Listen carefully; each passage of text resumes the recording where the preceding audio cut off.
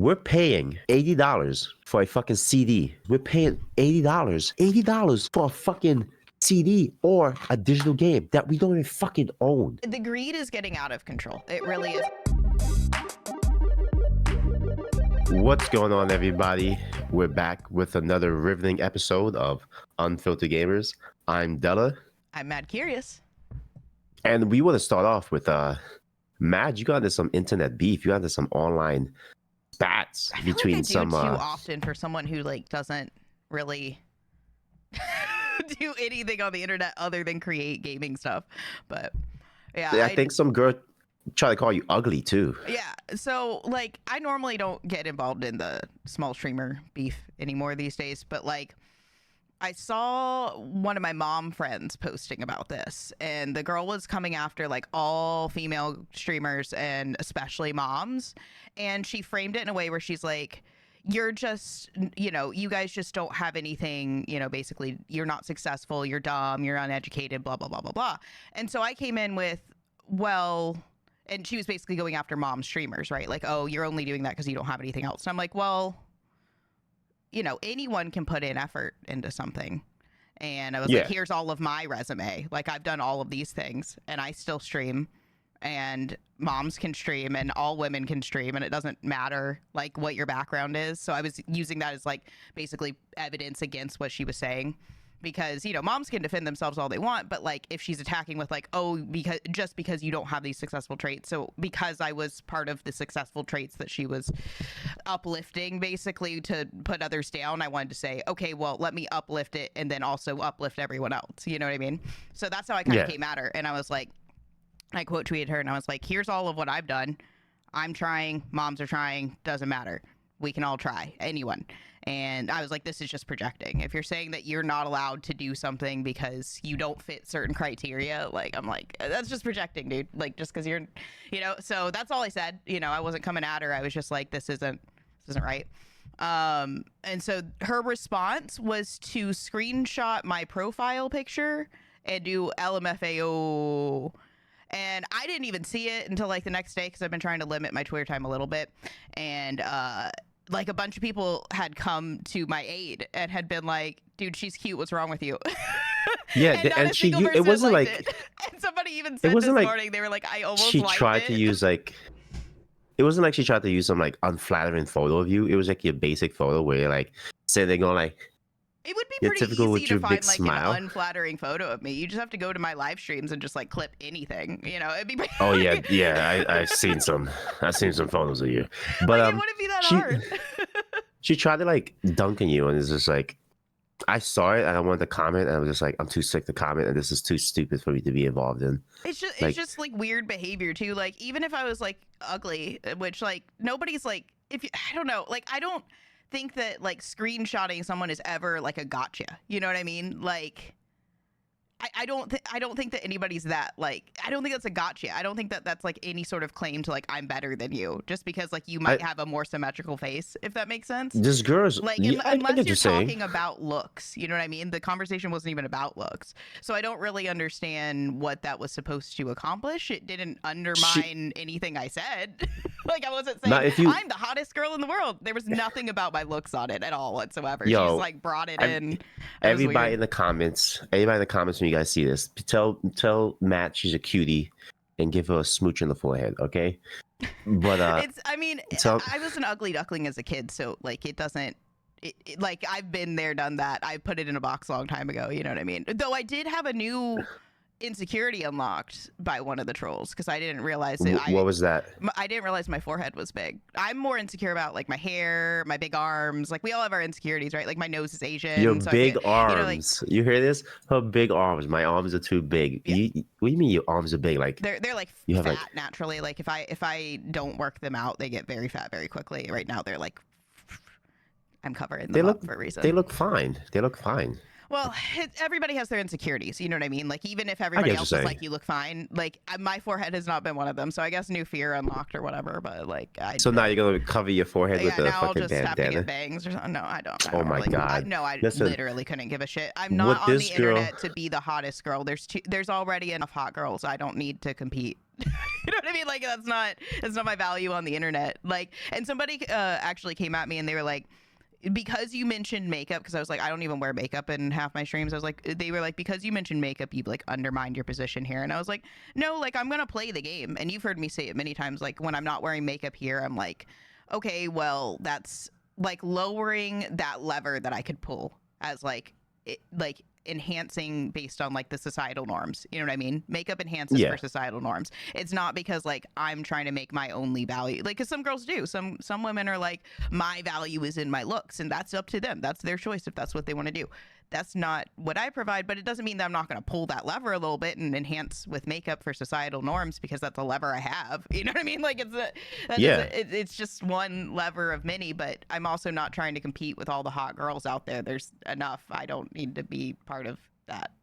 You could be one of them too, Mad. Don't put yourself down there. No, that's like you get into like plastic surgery and filters and boobs, and I don't want to be a part of that. You know what I mean? No, don't worry, Matt.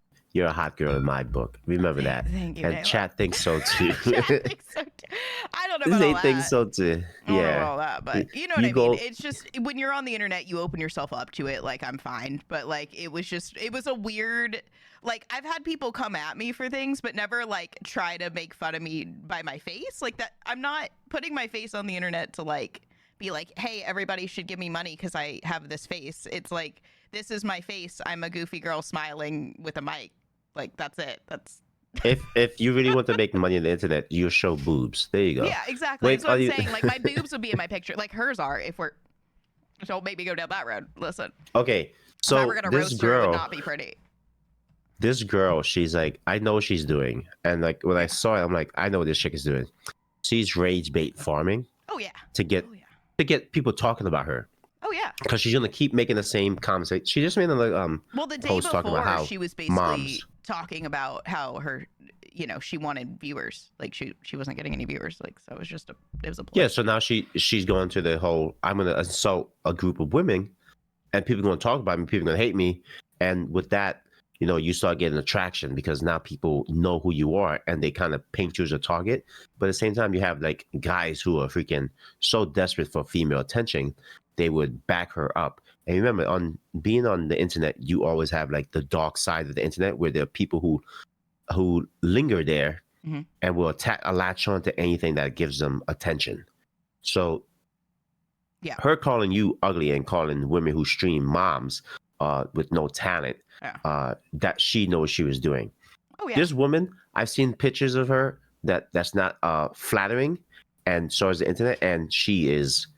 Yeah, I'm gonna judge a woman because I fucking can and I have eyes. Well, she is ugly. It's like self-defense at this point. You know what I mean? Like it's like if somebody's like comes at people, it's like they threw the first punch. Now the crowd's coming at them. You know what I mean? Like that to me isn't bullying. That's just defending yourself and other people's honor. Can't. So it's different, in my opinion. It's like that whole thing. I say, don't punch up and don't expect to get swung back on. Because I hate people that say like, oh, this person is swinging down. No, you swung up. And when you swung up, they had every woman people in the community. So yeah, I mean, came at her. So yeah, we're allowed to defend ourselves and our honor as women in streaming. Like, because she also added something about like every woman who's getting money is getting it because people want to fuck them. You know what I mean? Which is like just there's a truth like, to that. There is a truth. People that are every woman probably has someone that's giving them money for that, right? Yes. In but hopes that of that. doesn't mean that that's their only value. And Correct. that doesn't mean that that's the majority of their money either. Because I feel like if that were mine, that would be weird because there's so many other women they could be giving money to. Like, I'm not doing that type of content. Matt, I'm getting really upset at you for putting yourself down. It's not putting myself down. I literally showed off an Excel spreadsheet in my last stream for the majority of it. My value is not in pushing my boobs up for them. You know what I mean? I know. Like, but you're sitting here saying... But you're trying to sit there and say like you're not like no, I'm you're just not saying worth like that's some not... guy throwing in money at you. No, because I'm just of saying your that's looks. not like the value that I purposefully portray. And there are women who purposefully portray that. So if you were to give money to someone for that, there are women who are doing that purposefully. So you should probably give it to them because they're literally making that content curated for you. Versus me, I'm giving you Excel spreadsheets. So it's kind of weird if that's like what gets you. Listen, rule of whatever the fuck, but. Listen, Matt is a cute, very attractive, sexy woman who has a brain and funny. Just know, if you get in a relationship with Matt, she will circle back to you 3 months later Listen, because she's very busy with work. Okay. listen. I yeah, probably. But Matt, no, now like she's now she's legitimately, blushing. I am blushing. No, it's it just like doesn't matter at the end of the day. You know what I mean? Like it's just a quality of life. It's not important. It's just like not everybody's going to think that I'm pretty and not everybody's going to think that you're pretty, and it literally doesn't matter. Like we're all into different things. There are like objective standards, but even those change over time. The most objective standard is probably a symmetrical face, and it's not like you did anything to get that, so it's not like an accomplishment. It's just like, okay, well, people are going to automatically assume things about you and probably be nicer to you, but it doesn't really, like, it's just an advantage. It doesn't mean that you've done anything cool. It doesn't mean that you're more valuable than anyone else. You know what I mean? It depends, and who's, like you said, it's in the perspective of the person, and beauty is in the eye of the beer holder, as I like to say. Yeah. So, Matt, just know you're beautiful, you're smart, and I don't need people to think I'm beautiful to hang out with me, though. That's what I'm saying. Like, you can think I'm but ugly and we can still be friends. Because, like, I wouldn't yeah, be my yeah. type. You know what I mean? Jesus Christ. She's like, I'm not my type. I'm not my type. It's because of your whole, like, I'll get back to you eventually. It's the curly hair. I'm not into curly hair. Oh my God. Anyway, talking about being a type and coming. Kingdom Come. Yeah. Deliverance Part 2. I call it Kingdom Came. I don't know why, because you're a freaking child. The minute you said that, I was like, why is she doing this? Come on, it's easy. No. Everybody's just talking about like the gay sex. That's all anyone's talking about. All over my timeline. So it's Kingdom Came now. And they're also talking about how it's on the decline and it didn't do very well. So Kingdom Came. I never even played the first one. I never heard of this game.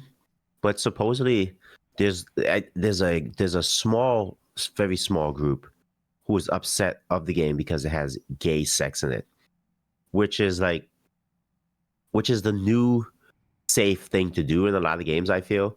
Whereas like there is a type of horny you're able to have in games, and the safest way to go is gay horny. And I'm willing to die in this hill. Way? What do you mean? What do you mean That's by the safe? safest? It's safe horny. Okay, so you remember we were talking versus like what's danger horny? Danger horny is man and woman. That's danger horny. You think straight people are in danger now? No. Jesus Christ. When I say that, I mean like in the sense of the whole thing about gaming now, like the whole gooner gate. Everybody's gooning. Like, oh, sexy women, sexy men, all that stuff, right? It's like very just straight sex is like, oh my God, why this is stupid, this is for gooners, and this is what all men want to look at, and all this stuff, right? So to do away with that, you do something called safe horny. Safe horny is when you have, like, let's say you could have a hot demon girl and a hot demon guy who can kind of transform into a vampire or some shit, and they could bang, and that's okay. Or you could have hot demon girl with hot wolf woman have sex, and it's like, okay. Okay, so but the that is safe horny. Objectification of gay women has been a thing for like ever. That's not necessarily new. It's That's not different new, than the gay. but You know it's what I mean? safer. It's safer in the eyes of the girl on girl people. is a little different because that's always just been an objectified thing versus like the gay sex. I think is what's like male. Yeah, but when demon girl has a giant penis, it's okay. But that's not. Well, that could get into a whole conversation. That's different. That's a whole conversation we get into. We get that too at another time. Yeah, but, that's a little different. It's not. But it's called safe horny. It's called safe horny when you can have like two people of the same gender just have sex. Why and is it's that like safe horny? Because like nobody really, who really complains about that? Are they complaining about the straight sex?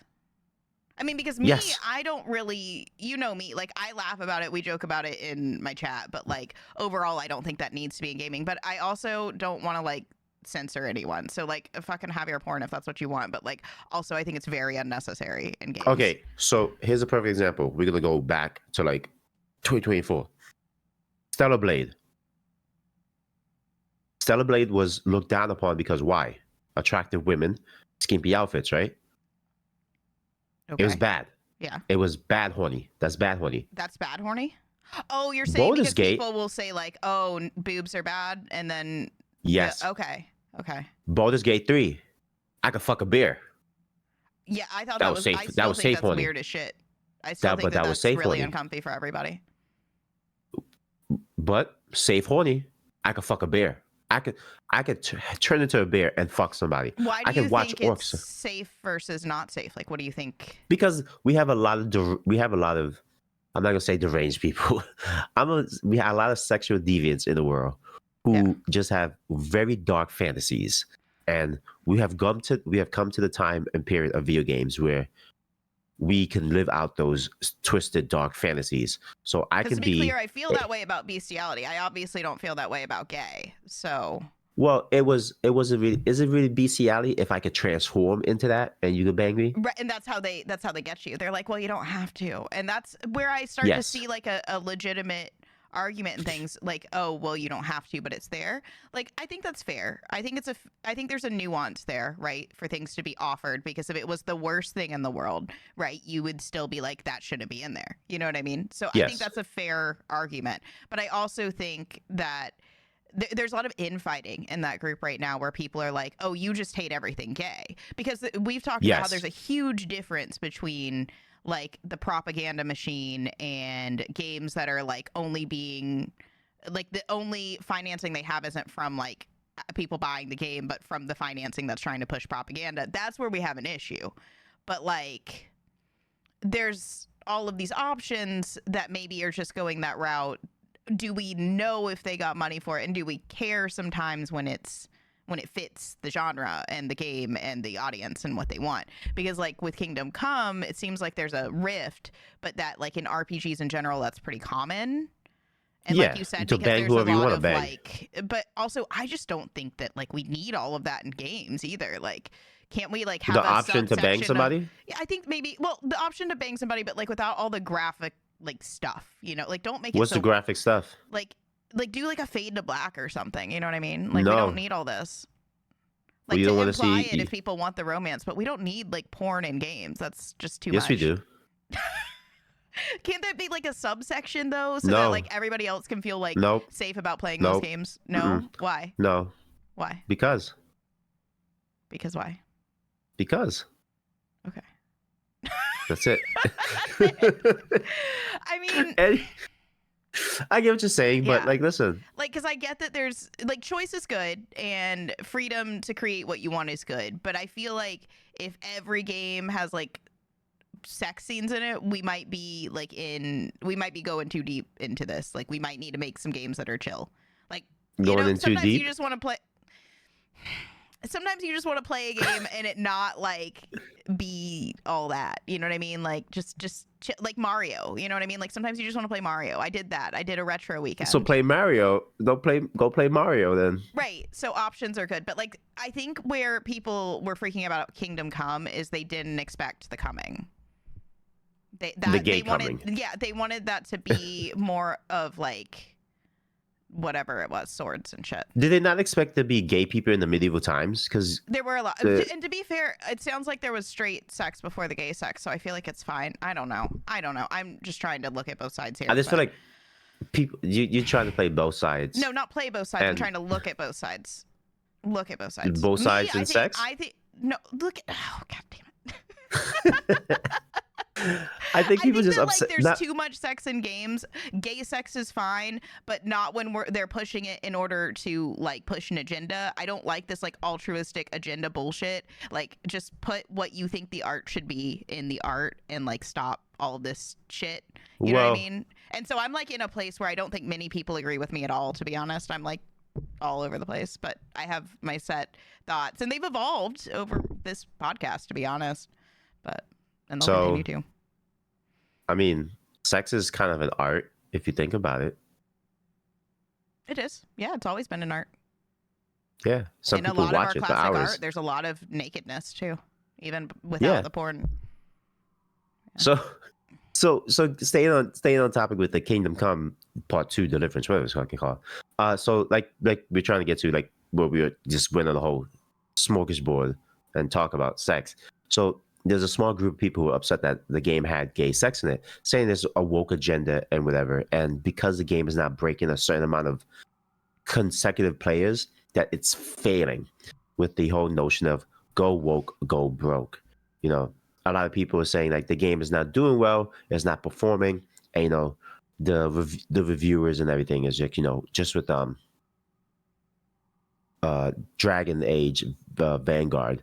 I feel like people keep it's saying this without inflated. any real data, though. You know what I mean? Like they're Just bringing going out off the Steam basic numbers. analytics. No, they're going They're off just of going off of that. Steam numbers, which are missing all console numbers. That's why I pulled out like analytics at one point for Dragon Age, and it doesn't mean that like necessarily Dragon Age did well because it doesn't sound like it did. But it was to say like Steam numbers don't necessarily mean anything because if you look at EA's annual reports, they don't even mention Steam as like one of their key partners. It's Sony and Microsoft. You know what I mean? So it's like, wouldn't they mention Steam if that was a large percentage of their sales? It doesn't mean that the game did well. It just means that you can't say that the game did poorly just because of Steam numbers. It's like people are Correct. just misreading the data, which is just misusing the data, and it drives me nuts.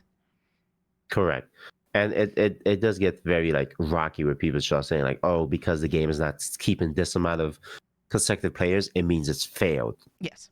And I just think like, with the whole, everybody's just looking at the minute they have like a gay sex scene in the game, it's automatically like, oh, it's woke, it's whatever.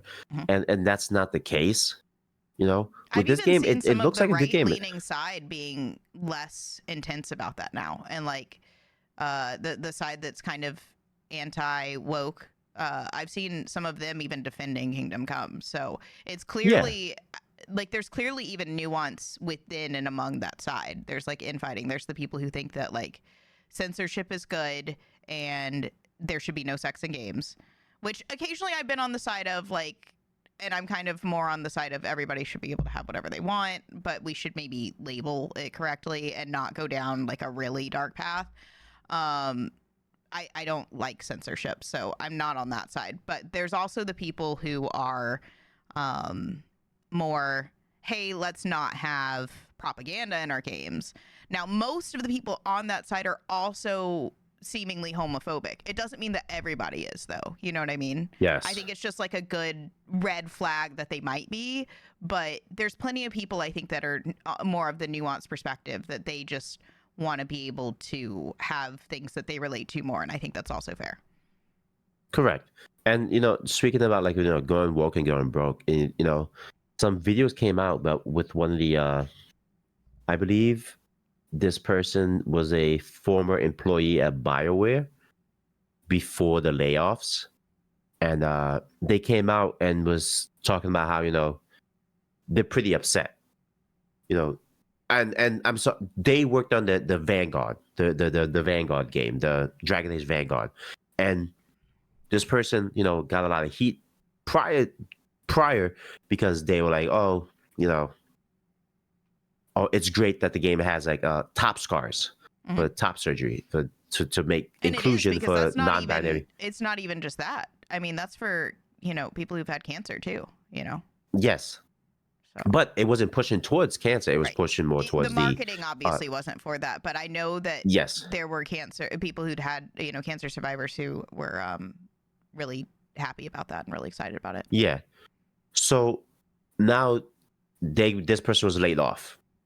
This person was laid off. And now they come to the realization like they feel like betrayed by the company.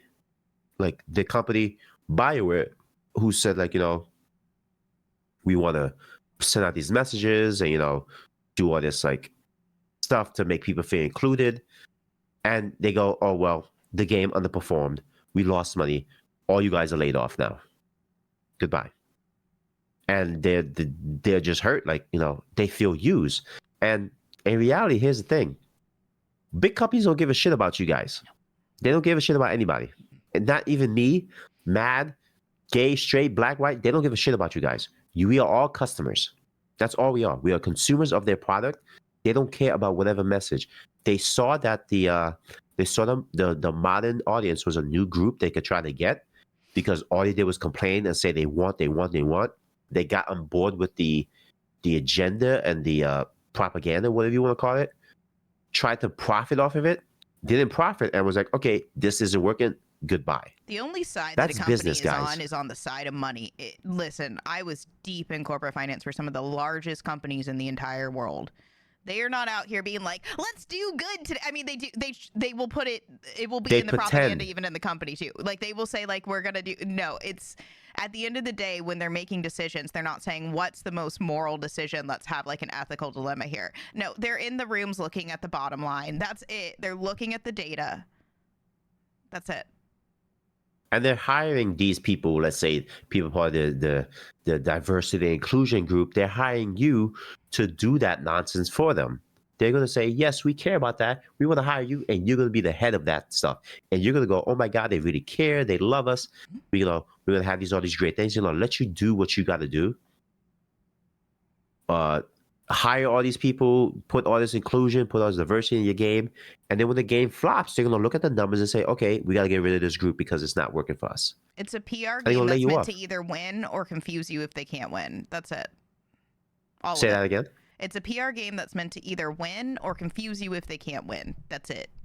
They're playing a PR game to make sure that they can get the most amount of money possible. They don't care about anything. It's a company. It's multiple people that are there for one goal, and that's to make the company money. They're not there. Like, there are going to be employees that care, right? There are going to be people in there that care. And it's not to say that they don't care on their own, but when they're making decisions, the decisions are not made based on like their personal moral qualms most of the time, right? They're answering to shareholders.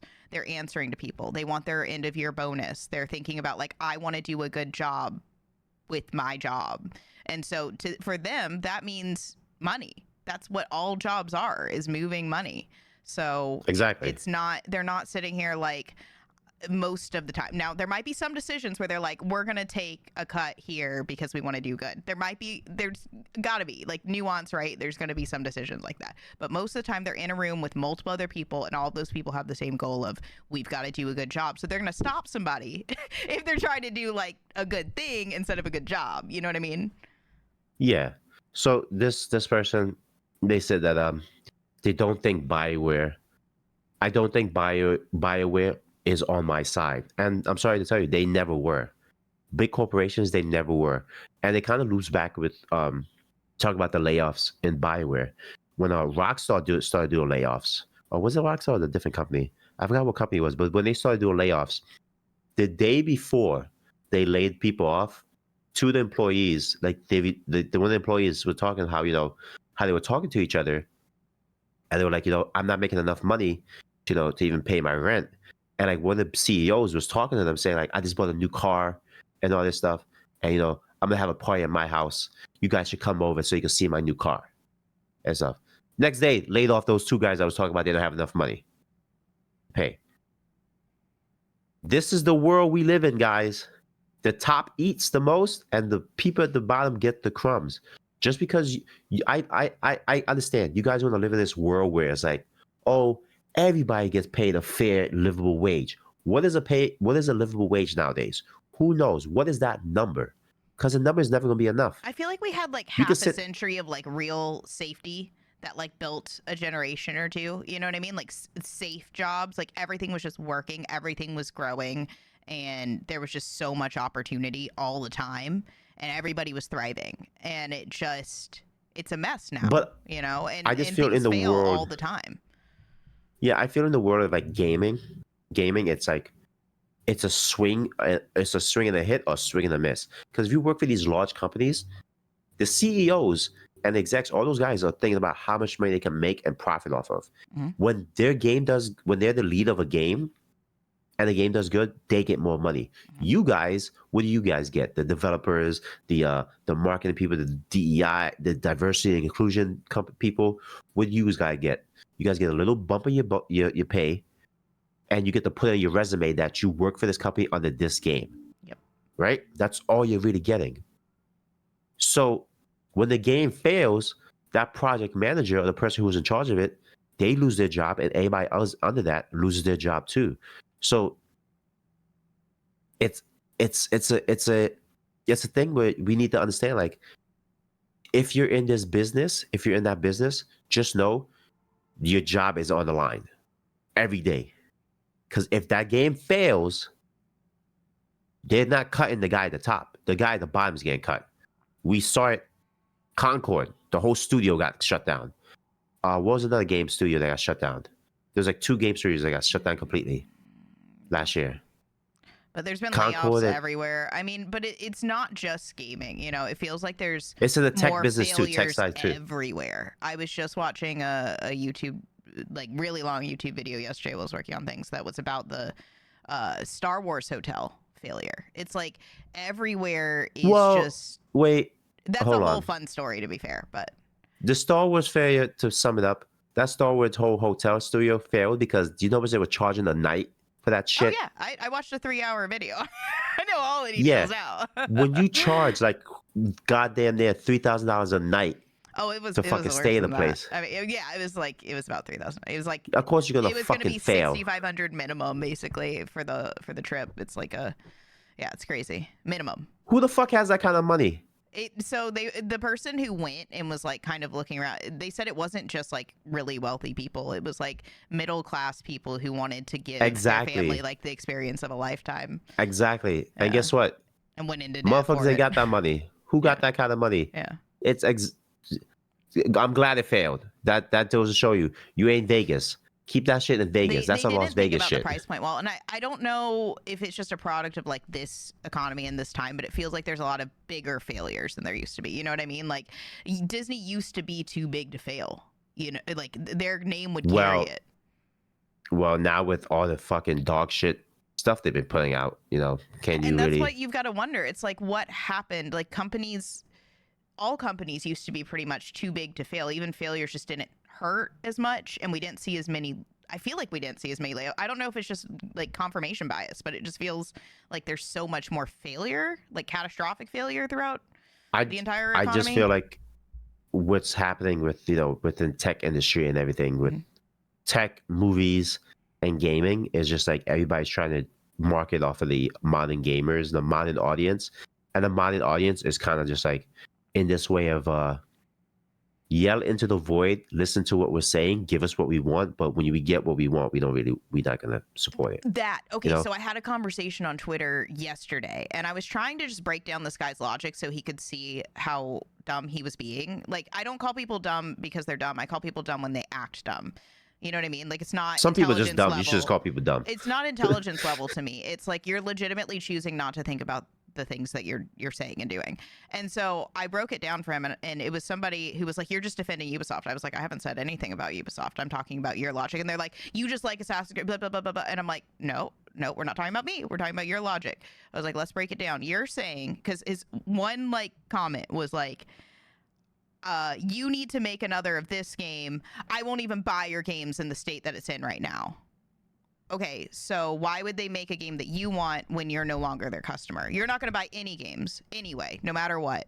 So why would they listen to your feedback? You don't matter. You're not a customer. You're not their customer base anymore. If you've decided actively that you don't buy their games because you don't like them, why would they cater to you? And he was like, well, because, and I'm like, okay, but like if you want a specific game and you're giving that feedback, and let's say that they were to listen to you, you would have to say something more along the lines of, I will buy from you again when you make this game in this way.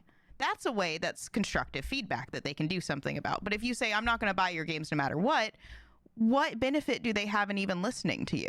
And that's like the logic that this entire industry is using. Like, I hate you, everything sucks, nothing you do is ever right, but you better do it my way. It's like, why would they do it your way? They're gonna do it the way of the people who like them, of course. Like, what? Exactly. Fucking use your brain, bro. Like, if you really want something to change, you have to be willing to let them change.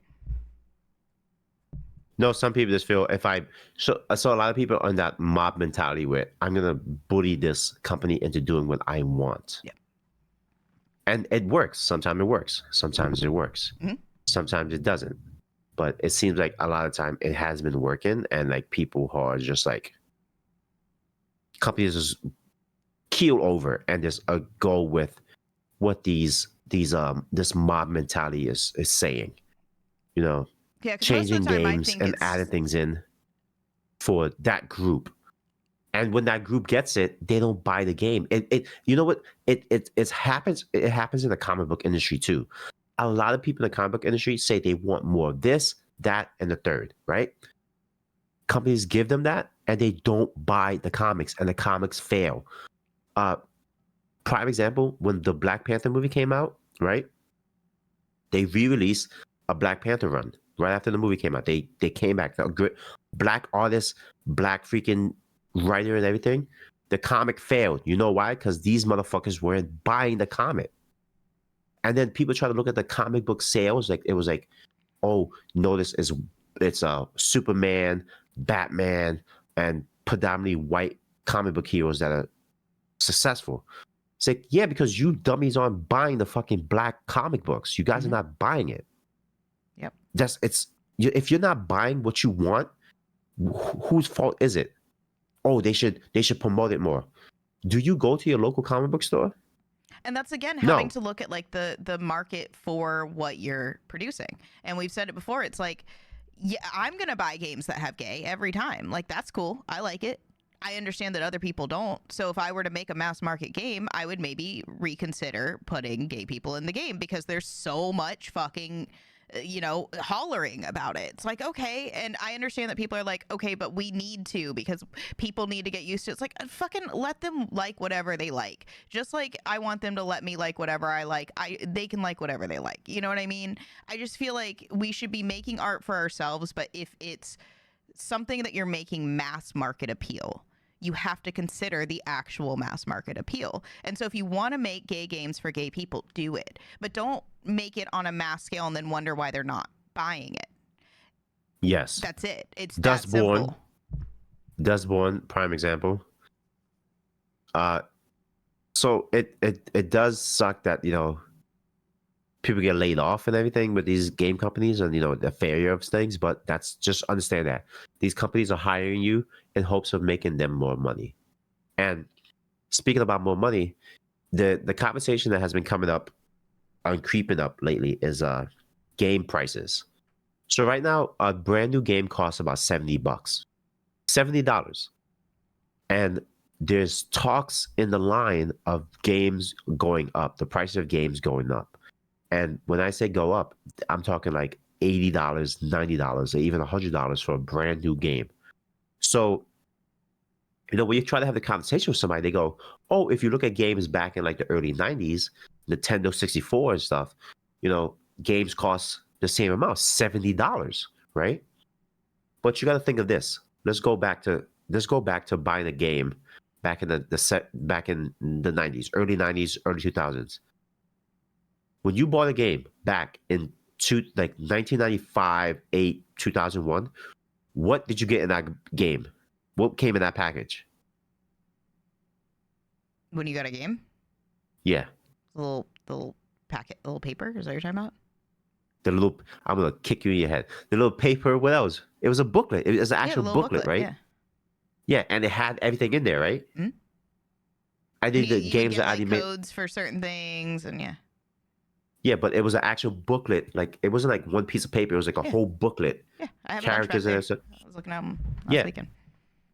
And then like the game, like the cartridge, it was an actual cartridge and material and stuff, right? And you got the whole game in that, right? Yeah. Would you say that's worth the $70, $60? All that material and stuff you're getting? Depends on the game, but yeah. Yeah. So now let's fast forward to today. What are most games today? Like a digital thing you download. Exactly. And if you do buy the physical copy, what's in the pack? What's in the case? Honestly, I think is there. Hold on, I have one right here. This is a newer game. Nothing. Exactly. It even has the thing. It even has the thing ready for the booklet, but there's no booklet. Now, So to be fair, I got this used. Let me see if I have another one. Do they I have actually a come brand with new. them? Hold on. Look, I have a brand new game. Let's go.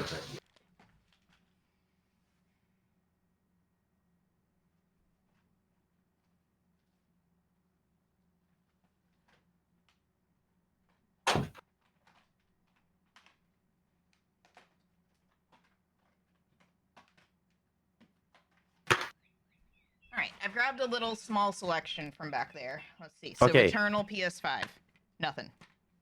Okay, Last Tekken is 8. PS4, nothing. Tekken 8. Here's Tekken 8. GoldenEye, there it is. Look, but Tekken 8, brand new. Yeah. So old Wii game has Rise- it. PlayStation Rise 4 of the didn't Ronin. even have it. Rise of the Ronin. To be fair, Nothing. Nintendo doesn't have it. Switch, Okay. new. So, when I Monsters Inc., first look at this thick boy. Look at this thick Yeah. boy in here. PlayStation 2.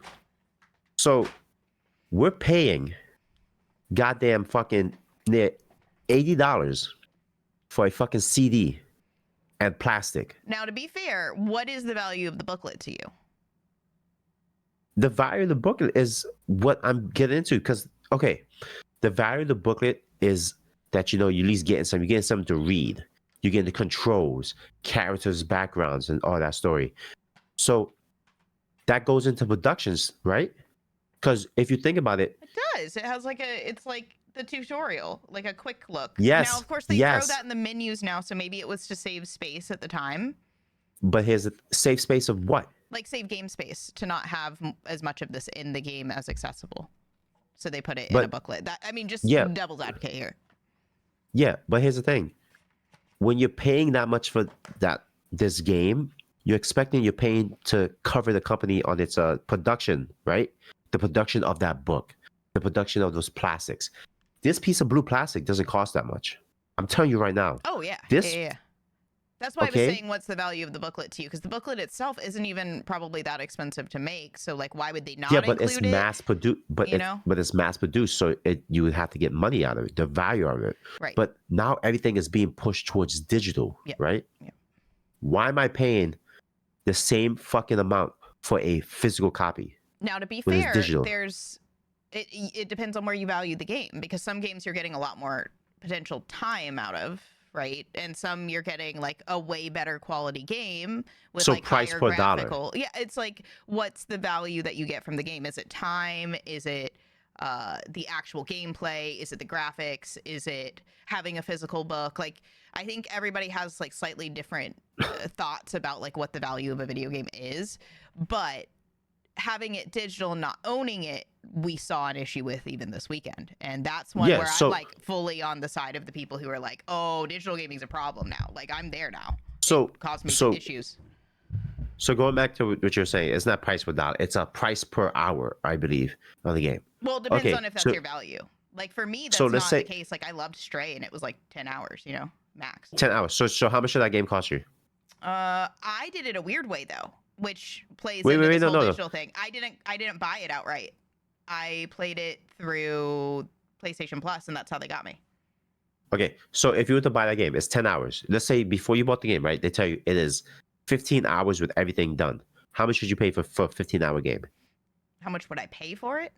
Yes, a 15-hour game. It Price per hour. Depends. Price per hour. It really depends. For No, the but best be game serious. ever, I would pay a lot. Okay. If there was a right Last there. of Us 3, I would pay $200 for it. You know what I mean? Because that's Tomorrow. where companies are getting us right now. That's where they get it because they know we want it. Okay. Yeah. People. But any so other game, Rockstar, I'm not going to. Any other game, the only reason that I'm going to buy it outright early or on time is as a creator. Otherwise, I would just wait a year. It doesn't matter. When I was younger, I used to always get a game at least a year later. So why I'm talking about this, because there's this whole thing with Rockstar right now with GTA 6, right? A lot of people saying they're willing to pay the $100 for the game because they feel it's worth it, right? Mm-hmm. You sat here and said, Last of Us 3, you're willing to pay $200 out of that game. Last of Us 3. I would sell my soul for Last of Us 3. We get it. You're a Last of Us fangirl. Because you're willing to pay that much amount of money for that one game, right? Yeah. Other companies would go, our games are worth the same amount. Except that and that's it fails. what happens. Except that it fails because we won't pay that price for other games. You know what I mean? That's what I'm trying to get at. Yeah. Rockstar right now is being looked towards to see what they're going to release 6 for. When GTA 6 comes out, if they drop that game for the price point at $80 or $95 base game, I think everybody GTA can else get away with it. They're gonna but set no, it. wait, hold on. Here's the thing. So their base game, they're saying they want to drop it. If they drop that game at $80, right? $80 right now, tomorrow, they say GTA 6, standalone, no special edition, regular, $80. Everybody that else in the gaming market was go, all our games are $80 too. Mhm. Rockstar did it, we can do it too. But here's the thing. Here's the kicker. Supposedly GTA 6, they're talking about saying the online game is going to be a whole separate thing that you might have to buy into. Interesting. So now, could you imagine? You pay $80 for GTA 6, right? And they go, okay, we have the online game. This is online only. It's $40. Okay, so that's an interesting one because it's giving you more of a menu selection. Because I'm the kind of person who would be like, okay, cool. I'd rather pay for the $80 solo game than the $100 game with the online because I don't care about online, right? But, now, here's the thing. So the people that are eating the price are the people who want the online, which I think is Now, fair. here's the thing. I guarantee you, if they did the online portion as a separate entity, they will tell you cannot play the online unless you have the base game. Right. So now you just made this whole market. Now every other game company will go, we could do that too. Call of Duty. You want to play Call of Duty by itself? $70. Oh, you want to play Call of Duty online with your friends? $30. So now we're in this whole spat. I was like, everything's going to be separated, and we're paying all this money. Fail. That's the thing.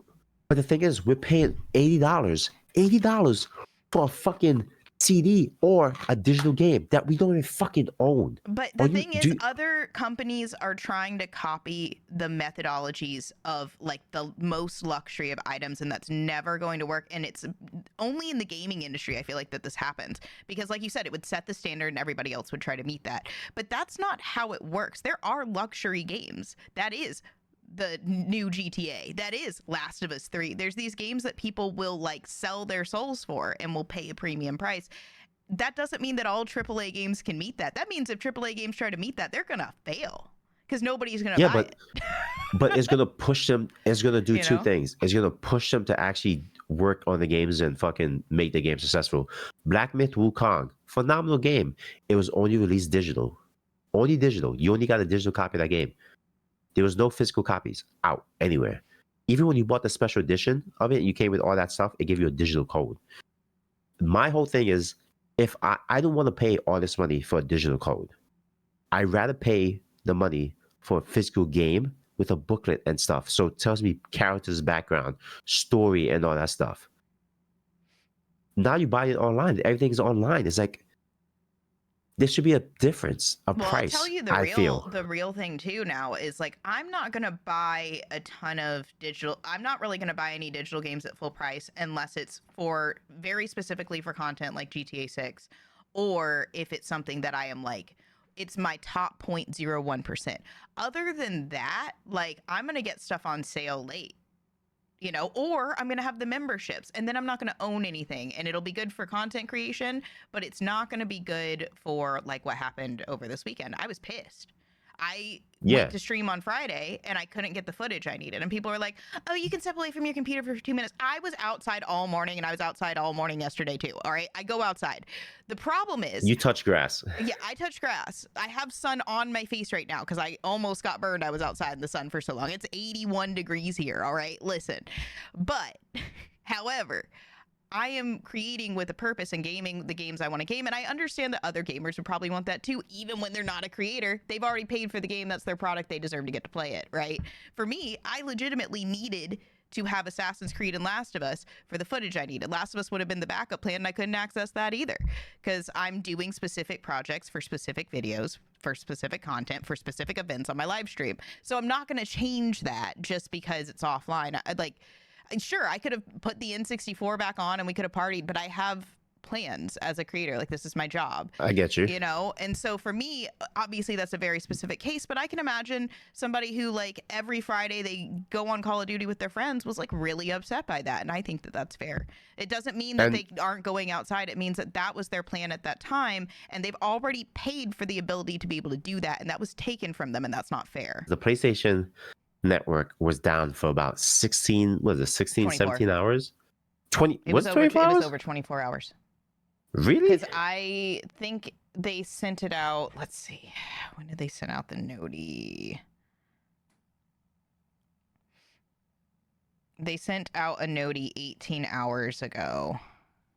When was that? They sent, okay, so what I have in front of me right here, at approximately midnight Pacific time, the PlayStation Online store was subject to an online breach.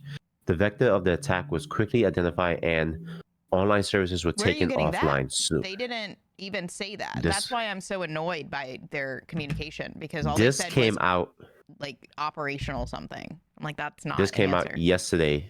This is posted on Twitter at 4 p.m. February 8th. So they said the vector of the attack was quickly identified and online services were taken offline so we could assess the severity of the attack. The individuals concerned did not download or export any users or payment details. Unfortunately, they did place a copy of That's a Conduit joke in one. everyone's live. You goof. They did. They did place a copy of Conduit. They made like you like that, right? That's the joke one. I was like, what? They I didn't. know. They I didn't got give you us going any though. I got you going did. You had though. me going. I No, got you they going. yeah, they were. It was just a ploy to get us to play Concord. No, Swear to but God. they you like that, right? But Well, a hack no, would make more sense than just saying operation. Like, give us something. Like, what did you do? Like, they don't even have to tell us exactly the mistake that was made, but they need to tell us how they're preventing it in the future. Because, like, I was just answering someone on Twitter in our little break here, and they were asking the same thing. They're like, why does it matter so much? And I'm like, I don't care about the freebies. I don't care about any of that. I want to know. I want communication. This is my supplier, right? And I've paid for the service. So it's like, if they're not going to provide that service without interruption, or at the very least communicate how they're going to prevent that same interruption in the future, then I'm just going to go, like, I'm going to cancel my PlayStation Plus subscription, go buy the Assassin's Creed games, because not only will that save me money in the long run, it will allow me to not have to deal with their bullshit. You know what I mean? Like, if that's what they're going to pull, and I'd rather support the physical games at this point anyway, after seeing how red of a flag this is. Like, how are they not going to yes, tell us, oh, well, we're going to prevent it by, you know, this, and this. Like, here's the steps we're taking. Like, yeah, they're just like, especially oh, if it I just happened. Sorry. Like, they didn't even say e- sorry. It was like, especially if I download those games onto my console, I should be able to access them without being online. yeah. And this is not the first time PlayStation has been attacked. And I've this had wasn't like an multiplayer outage, games, for anyone wondering. We're talking about, so I was trying to play single play Assassin's games. Creed 2. There's no reason I couldn't log into that game. And you can turn an offline thing on, like offline gameplay, and apparently people were able to play if they had that. It's not on by default. It's off by default for you to be able to play Yes, games offline. That's insane. and a lot of games now, like even like Helldivers and everything, it's online play only. It's because it has like the what do they call it? What do you call it? That you have to do something every day, Oh, like the daily, It- yeah. like the daily The mission stuff. What is it streaks, called though? streaks, No, it's called something. It's called live service. Is it called live service? That's live service. live service streaks, maybe. I don't know. There's probably a bunch of names for it, Yeah, but it's I know what called you're live talking service. I think about. the terminology is called live So service people probably gaming. lost their streaks. No, not streaks. No, like Like, if live there's service. like Like daily things that they have to do and then they weren't able to do it, that'd be a streak, right? I guess, but I guess I was more talking about like this live service gaming right now. That's the big thing everybody wants to do is live service gaming, live service gaming. So right there we saw live service gaming offline. Everybody was down. So now what? So for 16 hours, or you saying 24 hours, PlayStation was down, Because it was and definitely there's like not up when I went on at like 8 on Friday night. And it wasn't restored until sometime last night. So I think it was over 24. yeah. So mind you, you got things like the Monster Hunter Wilds beta going on, which is going to end like tomorrow, I think tonight. You had a lot people were trying to play games with their friends. They couldn't do that, and it's like, what the hell? And people saying like, oh, like you said, go outside, touch grass. If you're a content creator, right, and your content is relying on games that you have put money and time invested in, like you need that to make your videos and stuff. Yeah. And don't get me wrong, we should all be well, somebody's going flexible, but we already paid for it, you know? Like, exactly. at least give us an explanation. Like, it's not a big deal to not have access for 24 hours. That's not what I'm complaining about. I'm complaining about the fact that there was no communication. They should be telling us, here's what happened, here's what we're doing to prevent it, here's a small freebie as a token of our sorry, and then here is what you can do to make sure you can play offline in the future. Do this thing on the settings first so that you can play offline. We're going to make that a default setting now so that everybody can play offline. That's what they should do. This is bullshit. You know? Well, what they're doing is giving you 5 additional days of PlayStation Plus. I don't give a shit. That doesn't do anything. Yeah, it's very weird, and that goes into the whole thing where people saying you don't own your games. We don't. You don't own games now anymore. It's because you're just like you're renting them from us.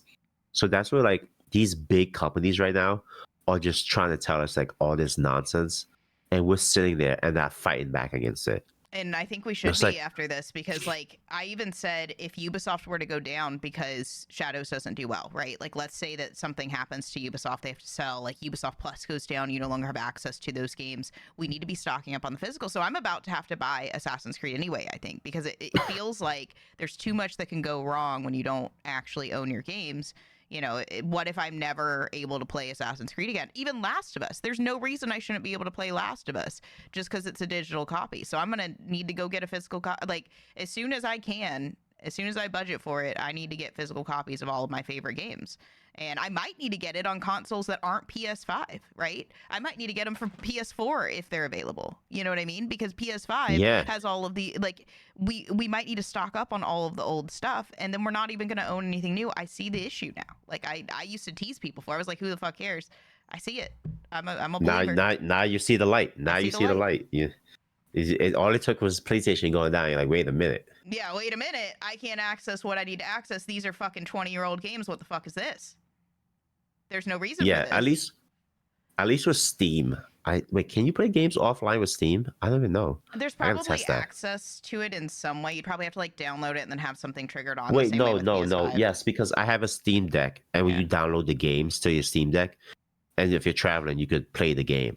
So yes, you can play it offline with my Steam Deck. You can. So I'm basically doing the same thing for on PC too. Yeah. So I'm gonna be making it a thing to get all of my favorite games on disc now, and probably make sure to have old copies too. Like, I would recommend anybody who's like a gamer and has your favorites, get old console level that can be accessible without the internet.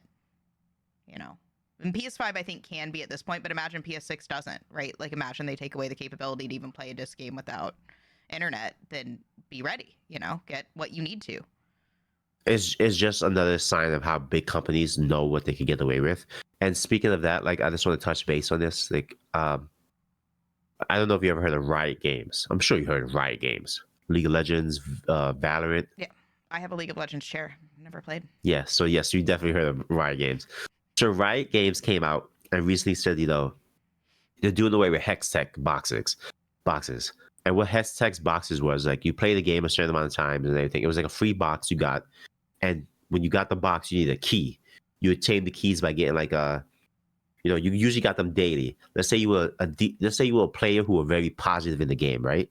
So you played League of Legends, you weren't toxic, you know, you talked, you congratulate people, even though you suck, you know, you got like people will give you upvotes on the game. Let's say you guys won the game, I gave you an upvote saying like, you know, you were a good call outs. You were very positive, whatever. And you would get like this little like leaf or some shit, and it went up. It changed every time. So you would got a key in a box every week, a day, whatever. And you use those keys and boxes, and it will give you like a skin or a character or something, right? Oh god, this burped into the mic. So they said they're doing away with those boxes. They're doing away with Hextech boxes because, you know, people are getting skins, and you know, getting free skins wasn't profitable for the company or some crap. So they're doing away with those because, you know, you were getting free shit, and they want you to buy things. They want you to buy the skins. Okay. You can't get free skins anymore.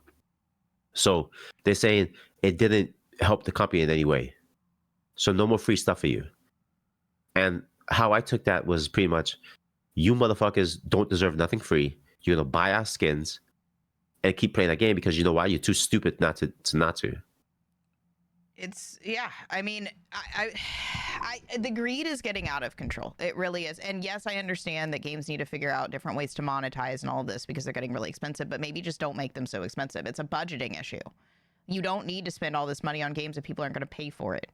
You don't need to try to scam people or like penny pinch in order to monetize your game. Just make a game that people want at the budget that works for that value, period. Like, you don't need to spend $300 million on a game for people to play it. You don't. Look at Well, Stardew. Like, what is, well, it's crazy. well, League of Legends is a free to play game. The thing is, you don't have to buy the champions. You could accumulate enough like in-game free points to get a champion, but it takes a while. They have like packages you could get like about like 10 champions for free. I mean, you get like a few for free, and they give you like rentals for some. Like, oh, this week you play this guy for like these 3 guys for a week, and then it cycles. But then you could buy like a package. They unlock like X amount of champions for you. But they come up with season passes and events and all that stuff. And the game is a lot because they release a whole bunch of champions now. I don't know the exact numbers of champions, but I have all of them. But mind you, I've been playing this game since 2016. Yeah. And they constantly come out with new skins and champions and packages and all that stuff, chromas. So not only do you get the skin for the champion, you got to also buy the different colors for that skin. There's prestige skins. There's like special editions. I remember there's like a $200 skin for one of the champions, and people were buying that.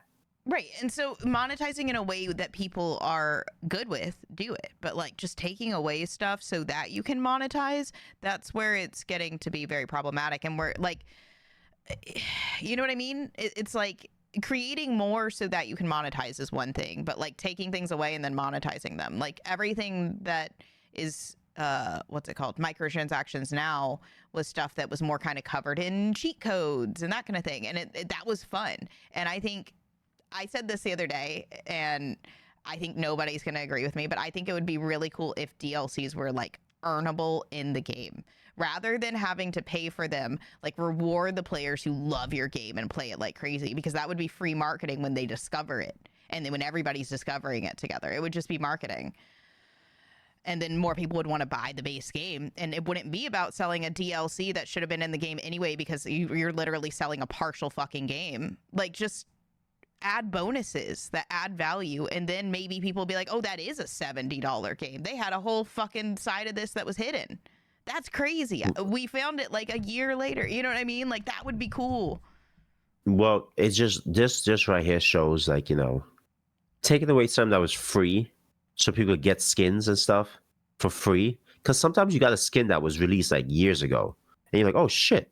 Or you get lucky and get a new skin. Not like new, but like fairly new. Mm-hmm. But now just taking that away is like, what the fuck? Like, why you even, why are you taking away something free that, people have to still work for and grind for, kind of, That's what I'm saying. Like, they're taking away the ability for gamers to earn things through playing the game. And I think they want it to be paid, everything now. I think the like segment of the industry that might actually find traction because of the greed in the rest of the industry is a part that a lot of people are not going to want to engage with, like, initially, but it's going to be like NFT type stuff. The NFT Web3 space in gaming, they're going to come out with stuff that's like paying people to play.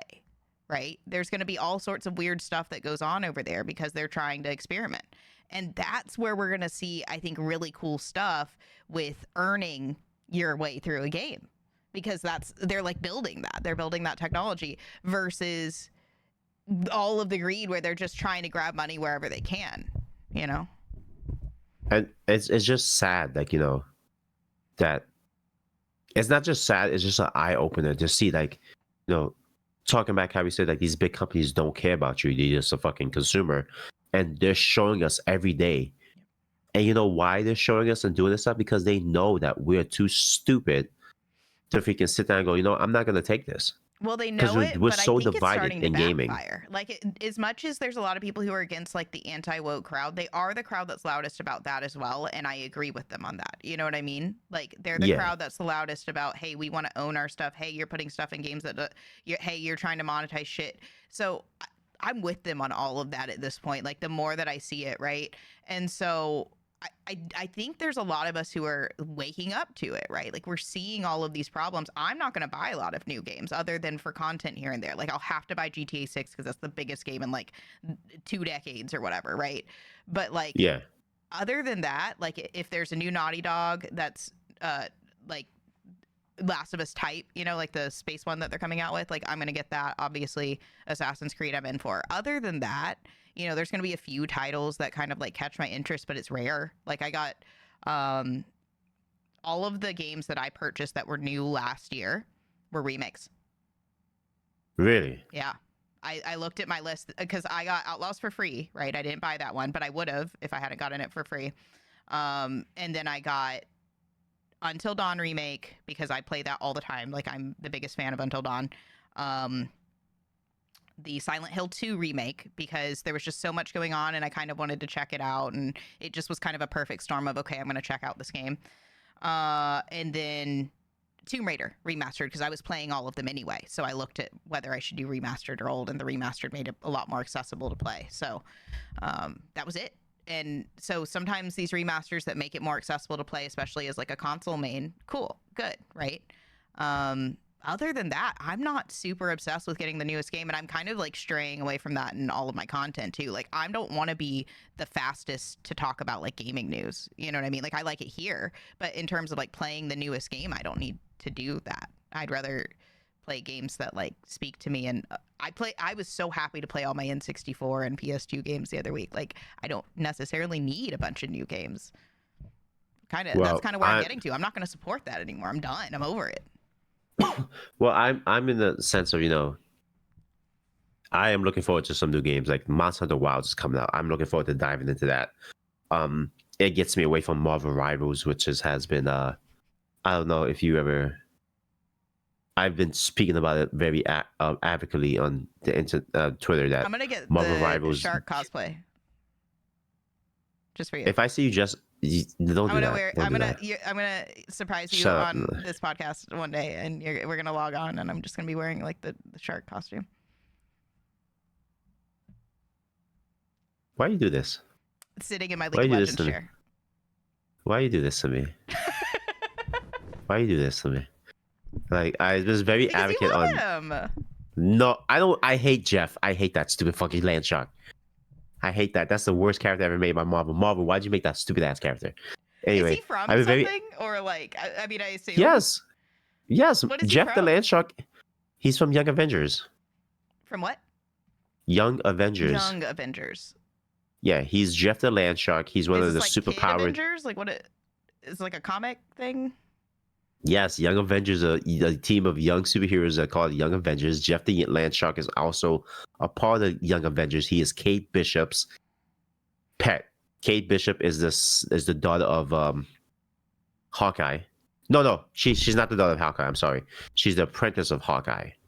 Okay. So Hawkeye has like an apprentice, this girl named Kate Bishop, and so she is Jeff the Land Shark's owner. And Jeff the Land Shark he's a super powered animal, and there's a whole bunch of other superpowered animals, but he's one of them. And his main abilities is he could eat anything and store it inside of him. Kirby. So yeah, So they copied Kirby. And but he can spit it out when he wants. So like Kirby, yes. And he also hangs around with Gwenpool and other people. He's all over the place. He's just always there. He's just a stupid land shark. Well, and they were smart with him because it makes me want to play, even though I have no interest in that type of game. I just think he's really cute, and I want to play. That's the main thing. That's why some people like him, because he's just cute. I would literally play it just to play him because he's cute. Yeah, they had a whole anyway. I'm getting off topic, but I was very advocate about how the game developers of that game purposely match you with bad players so you could D-rank so to keep you playing. Wow. So I watched like a whole 30-minute video on like the algorithm, how it works. Because here's the thing. No, this guy did the whole he did the whole thing. It's like an AI system based on it. It's like, shit. Let's be honest. Okay, Mad. Yeah. You make a game, right? Everybody is playing to get the highest rank, right? Mm-hmm. Everybody starts getting a high rank, right? What happens after you get the highest rank in the game? What happened to his player base? You make a hardcore mode. No. What? How's it be a hardcore mode in a multiplayer game? It's like versus. What do you mean? There's hardcore in Call of Duty. Yeah, but this is what I'm saying. You get to the highest rank. And then you Once give you them got rewards. You give them special things. Like what? Something. I don't know. I don't play multiplayer, but just give them something. Oh my Make god. them feel special. Okay.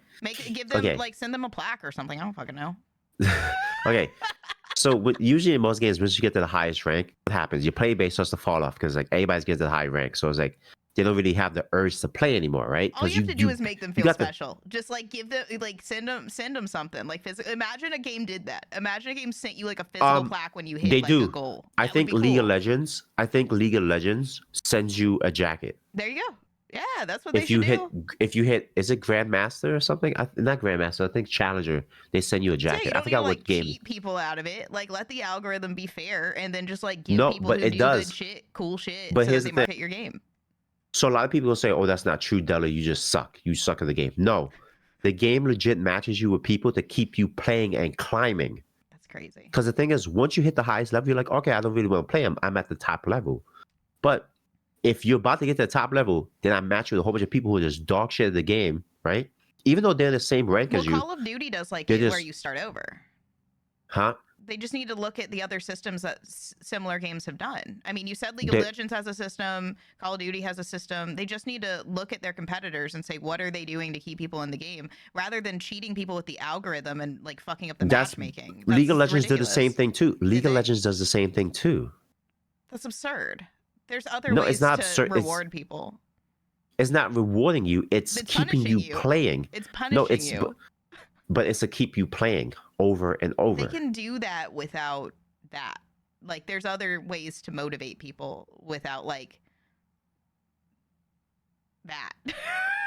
You know? But you could look at even I've seen this even with people who are like the highest level at Celestial in that game. Celestial is a high level. Celestial players, they'll go on a freaking 10-game losing streak. These are Celestial players. They're like top tier.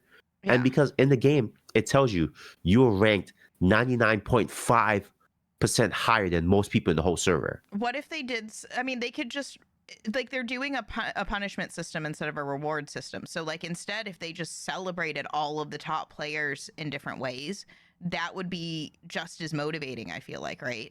But I Rather think you're than thinking punishing you in that way, like punishing think you with you're just the looking at- algorithm to make you play more. They could, if the goal is to make you play more, they can accomplish that without fucking up the algorithm. Is what I'm trying to say. yeah, but you're saying give them a reward. Yeah. That it doesn't work like that. I don't Well, want they to give give them you a a different reward. stick. I feel like making it unfair to people like isn't a fun way to do it. Well, that's how it is. That's how a lot of competitive games are. You will get matched with players, even though they're the same rank as you. They're weak in some type of way. Say, I play support roles. I don't play DPS. I play support. So I'm either playing a Vanguard or a healer. So I probably get matched with a whole bunch of people who they're strong in that role, but not really that strong, or they're in losers queue. Yes, there's a thing called losers queue in online games, meaning that you have lost so many games, you get matched with other people who have lost just the same amount of games as you. So you're all in the same queue That's kind of together. cool. I like that. Yeah, but you keep losing. Losers queue is not what you want to be in. No, you no, just I keep think the losing. concept is cool. I don't like the concept of like shady algorithm changes to like force you to grind, but I do like the concept of like showing people what they're doing, where they're at, like in a competitive space. I think that's cool. Yeah, but when you get in the losers queue, people in a steady mindset. They're all tilted. Oh yeah, They're I already think that's tilted. cool as shit. I think they should do that because that's competition. So then you just keep losing. You just keep losing. See, you're the reason why this keep happening. No, Anyway, that's cool. It's as long as they're not making it shady. Like, I'm good with it. I thought they Yeah, were like doing it in secret, and I was like, that's fucked up. they are doing it in secret. Okay, well then that's fucked up. Yeah, They're trying to pretend. Loser queue is cool. Shady shit not cool. But here's the thing. Here's the thing. They're not outwardly telling you you losers queue. They're not telling you you're in losers queue. Oh, well then not cool. Okay. It's just that the algorithm is set like you've lost this many matches, you're going to be in losers queue. No, they should just you- call you a loser. That'd be so much cooler. Then At the end of the day- more tilted. At the end of the day, these queues and stuff, people are like, oh no, you're just bad, you suck, whatever. Look at the top. Even Ninja has called it out. Ninja, Nick Merckx, Tim the Tatman, Wait, top so but streamers think about it. who Like have Fortnite keeps people coming back. What does Fortnite do? They just need to look at their skins. competitors. Yeah. Skins. No, Well, they skins. have that they have infinite choices of Marvel Rivals, right? There's Aren't a there like different. It's a 6,000 difference. fucking Marvel people? Here's the thing. Here's the thing. With Marvel Rivals and Fortnite, Fortnite has all these different modes and stupid things to do. Mhm. Right? Can't they do that in Marvel Rivals? Marvel Rivals is Overwatch. Right, but they could still add stuff to it over time. I mean, Like what? I don't know, whatever the fuck they want. It's Marvel. It's You Marvel. don't. You just. Fortnite did it. No, I'm just saying, look at the competitors. If Fortnite did But- it, Marvel Rivals can do it. But They're Fortnite already pretty copying much. a lot of their system with a different, instead of like their basic premise versus Fortnite is Fortnite gets licensed brands, right? Marvel Yes. is the licensed brand. That's their Yes, advantage. it's the That's IP, and so they yes. can do all sorts of different stuff with that. That is like the same system as Fortnite, But but with Marvel Rivals. That's it. Hero It's that simple. Marvel Rivals is a hero shooter. Yeah. Fortnite is just a Battle Royale. third person battle royale. Yeah. With 20 different modes and they're doing different licenses because you don't have to. Silly too. Like I'm not playing all the other modes when I go into Fortnite, but other people are, and that could be with Marvel Yeah. Rivals too. Imagine if they added something to Marvel Rivals where I could just play around with the shark. I would probably fucking do that. I don't really. They care did. About, They had an like, event there you go. where it was like they had a whole winter event where Exactly. it was like so they could just keep adding Splatoon. stuff like that. Is what I'm saying. Right? Yeah, they did. They Yeah. added a game mode for the Dancing Dragons where you play like Rocket League, There you go. They just need to which keep where you adding got stuff three like that. characters. Yeah, but it's only for seasonal thing. The main premise of the game is the hero shooter. Well, that's It's the same thing Overwatch. as Fortnite. The main premise of Fortnite is Battle Royale, but they added a bunch of modes. Marvel Rivals can do the same thing. I'm just saying, like, long term, it's a good strategy. It is. But getting back to on point. So Monster Hunter would get me away from Marvel Rivals. Then I just found out Capcom was remastering Unimusha Warlords 2. So I'm looking forward to that. And because Capcom has finally seen that they have other IPs they can re-release instead of Resident Evil over and over and over. I don't think we're gonna get GTA 6 this year. I don't either. I feel like we're two of the only people saying that.